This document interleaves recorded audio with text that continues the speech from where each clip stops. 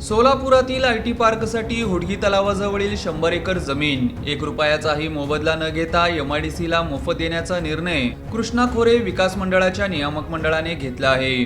त्यानुसार पाटबंधारे विभागाच्या उपकार्यकारी अभियंत्यांनी मंगळवारी ती जमीन हस्तांतरित करण्यासंदर्भातील पत्र महाराष्ट्र औद्योगिक विकास महामंडळाच्या प्रादेशिक अधिकाऱ्यांना दिले आहे।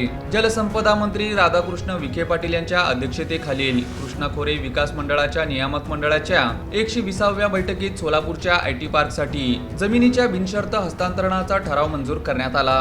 त्यानुसार हुडगी तलावाजवळील गट क्रमांक 576 मधील 20 हेक्टर जमीन आता जिल्हाधिकाऱ्यांच्या माध्यमातून आयटी पार्कच्या नियोजित प्रकल्पासाठी एमआयडीसीच्या स्वाधीन करण्यात येणार आहे।